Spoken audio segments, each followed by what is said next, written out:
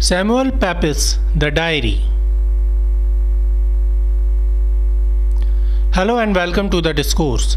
Samuel Pepys was a British Naval Administrator and a diarist, one of the founders of the Royal Society, who later became the president of the scientific organization. However, he was not a scientist, nor he had any maritime experience. Yet, he was an able administrator. He is most known for his diary, which he continuously wrote every day for 10 years. He was close to both King Charles II and King James II. He was born on 23rd February 1633 and died on 26th May 1703. The detailed private diary that Pepys kept from 1660 until 1669 was first published in the 19th century and is one of the most important primary sources for the English Restoration period.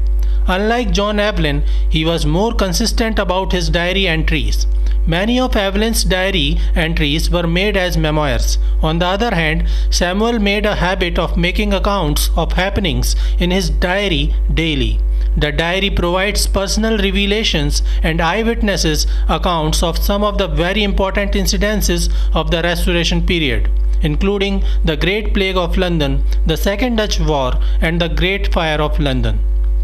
Samuel Pepys began writing his diary at a very crucial point in British history, and this offers great importance to his entries. Oliver Cromwell died in September 1658, and his son Richard became the new protector of England.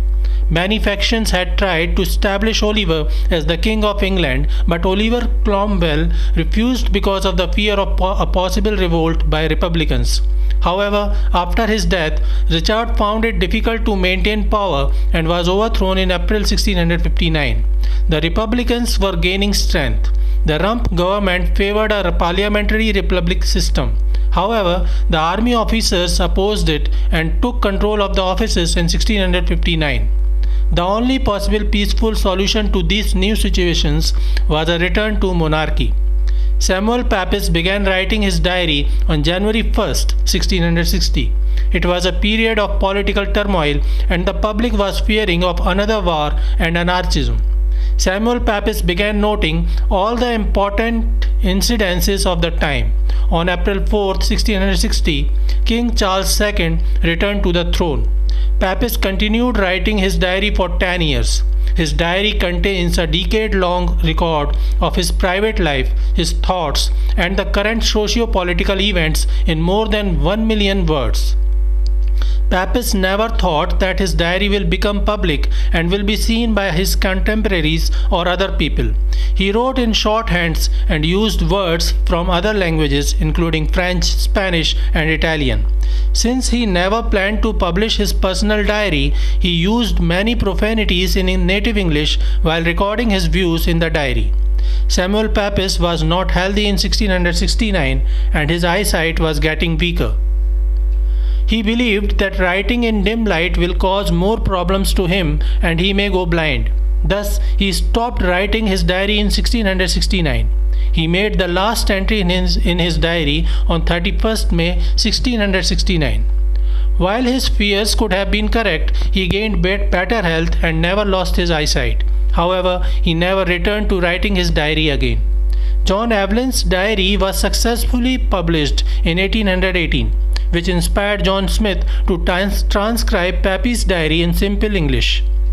There were many other transcriptions of Pepys' diary, but all of them omitted the entries in which Pepys mentioned his sexual adventures, which were considered too crude by the transcribers and publishers. Pepys chronicled the various extramarital liaisons that he had with other women. Historians use Samuel Pepys' diary to gather greater details of life during the Restoration period. It offers a greater insight into the daily public life of that period because Samuel Pepys wrote about almost everything including personal finances, when he got up in the morning, what he ate, and so on. Not only he chronicled his personal life, but he also mentioned all the important socio-political events of Britain during those 10 years. Samuel Pepys started chronicling his day-to-day life from New Year's Day in 1660 1st January 1660 and continued writing every day consistently for 10 years. He broke this habit of his on 31st May 1669. So this is it for today. We will continue to discuss the history of English literature. Please stay connected with the discourse. Thanks and regards.